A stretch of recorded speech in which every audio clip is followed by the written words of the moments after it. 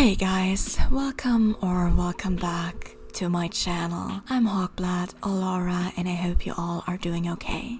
The past weeks I had a lot of time to reflect on my behavior and relationship in regards of my art. And I noticed that since I'm taking an active break off of social media, YouTube excluded, a lot of stuff has changed. I already briefly talked about similar or closely linked topics on my channel before, so for some this isn't an entirely new topic. If you're interested in watching the related videos, I will leave them down below, but obviously no one is forcing you. So to quickly catch up to what has been happening in my artistic journey within the past year, I quit posting on Instagram and other short-lived social media platforms after 6 years of weekly posting in January of 2023 due to my upcoming finals and graduation. Additionally, I felt burnt out from the constant demand of content that Instagram started to cater to even more intensely. I tried to return to Instagram after my finals were done, but I figured that I'm not ready to return in a healthy mindset yet. So I started to create mainly for myself again, which already was a weird change after all this time. In September, I started my first job that is outside of the art sector, and while that job is extremely fulfilling to me, I was and am forced to cut short on the time I spend on art and creating, which caused me an existential crisis, wanting to quit the job again. I was forced to indirectly take a break from art. A break that I much needed and still need due to the fact that I kept up an output of at least 2 finished pieces a week since I was 13.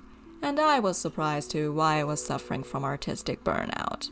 Well, that forced break is so good for me because I just have to step back from being in a mindset of constant hustle and rush to do art. I fucking panicked due to it. I was anxious and depressed because I wasn't able to do as much art as I used to. If I was able to do art on weekends, I became manic. I thought it was due to the fact that art is my life. It is my special interest, my main hobby that I am so passionate about. And obviously all of that is true, but all the time I was still creating. The only thing that I wasn't able to do as frequent anymore was spending my whole noon and evening on making fully rendered watercolor pieces. I was sketching, crafting, and making jewelry. I was still creative and making art. I was even still making watercolor pieces, but instead of finishing them in one sitting, I worked on them over multiple evenings. So why did I panic then? Why was I so scared of not being able to do art anymore when I was still in fact doing art? I was scared of losing the skills I have built up in regards of painting and art in general.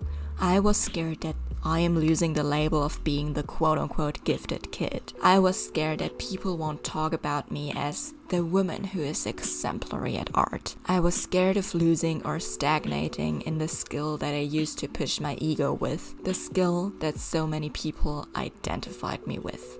Do you know what hell broke loose when I realized that for myself? Not only did I realize why I'm so panicked because of doing or not doing art, but I also realized why I forced myself through this whole social media abyss for artists, even though I wanted to quit or at least pause years ago.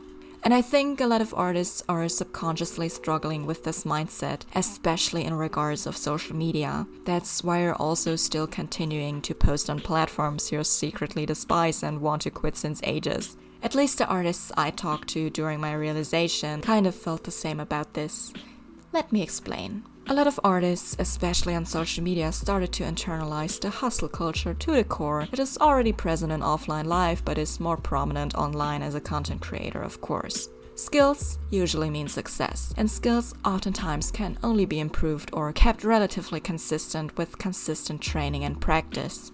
If we stop participating in an activity we would be deemed or deem ourselves as skilled in, we most likely will face a decrease in those skills at some point. Try to compare this with sports. If you stop training certain muscles, or your overall stamina, for example, your muscles will deteriorate and your stamina will decrease because your body doesn't need them as much anymore.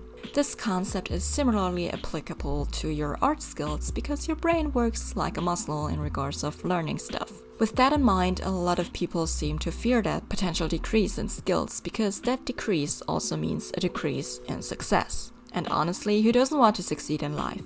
It is absolutely understandable that as an artist you want to succeed or achieve something with the art you create, no matter if it's related to a personal, financial, inspirational, or whatever else perspective. And it's good to have goals in the fields you love doing. I do not want to let you think it could be the case otherwise. What I think the issue in this whole discussion is the fact that we tend to define ourselves with the skills we have a little too much. And if that skill turns into our whole personality, then I think that is where the problems arrive. Because with that attachment, the natural fear of losing what you love doing is growing into an extreme that will likely end up with you in artistic burnout. At least that was the case for me. You start to fear that potential decrease of skills so much that you feel like you constantly have to be engaged in art so you don't lose that skill. You constantly have to do art because you start to feel restless within. You create so much, so fast and without a break until you reach a point where creating art doesn't satisfy you anymore. And eventually, your creative process will be blocked entirely and you cannot do art at all anymore. You hit the creative burnout. And y'all, it gets even funkier if you add the social media hustle and follower and like numbers into the mix. Because then you will develop a toxic, distorted relationship with your works based on your skill level, the numbers you receive online, and how much art you're creating. If we think about the already established mindset that skill equals success, and to keep up that success we need to constantly improve and maintain our skill, and otherwise we will die, then social media fucks that even more. Posting on social media essentially is like gambling. You can be the greatest artist but have terrible reach, or vice versa, suck at art and have a large audience. But oftentimes we forget that instance and do believe that pages and artists with big numbers are successful and skilled, because that is what social media wants us to believe. We developed a wish to reach a big following as well, and desire to improve more and so have to draw more. This is enhanced by the social media demand that if you post often and more frequent, you will get more attention. So the feelings that you had before are confirmed. Until you reach the first episode of not wanting or not being able to create as much as before, and your social media reach breaks in for the first time. You start to doubt yourself. If I would have kept creating, I wouldn't have failed. And with that mindset, you're spiraling into the abyss. You fear taking a break because taking a break means the loss of success and attention for the art you're so passionate about. And a creative burnout takes over because you start creating art even if you're technically not capable of doing art. I hope I am able to voice correctly what I want to express. It's a quite difficult topic to be talking about in a different language than usually, so I just hope that I'm understandable. So where do we go from here? What are we doing if we reach the point of restless, anxious creating? I don't know. I don't have a solution other than go take a break. If you're not taking one by yourself, you will eventually be forced to take one and be thrown into cold water, which isn't exactly a lot of fun. But it does help with the relationship you have with your art. It really does. For me, art started to be fun again. I have less expectations, more creativity. I'm more experimental, trying more stuff, not being scared of new things and potentially, quote-unquote, messing up.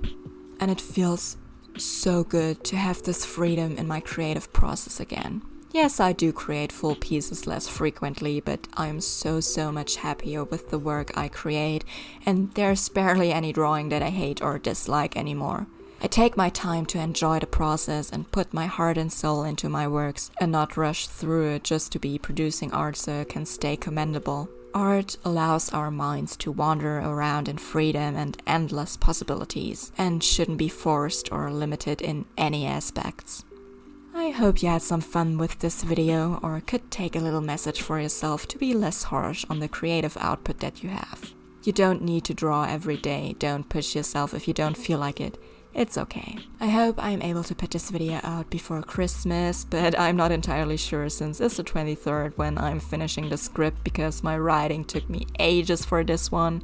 My ass is packing, but my brain is lacking. You know the struggle. Also, don't be confused by the unusual digital Speedpaint. I know I've been only showing my flat character art on this channel before, but I am actually able to render digitally. Everyone is shook, I know.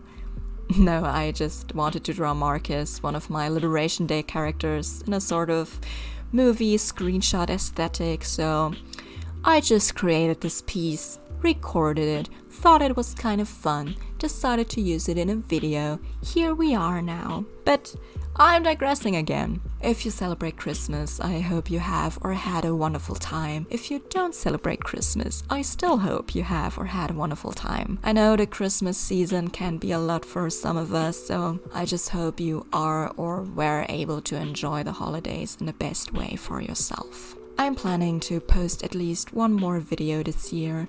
Two are planned so far, one being a review about how my year has been, and one with my favorite art pieces of this year. The first one is for sure, and the second, we will see how time makes fit. If you want to see them, I recommend subscribing. If you liked this video, give a thumbs up. If you didn't, then don't. Tell me your thoughts in the comments below. I'm very interested to what you think. With that, stay safe and stay hydrated.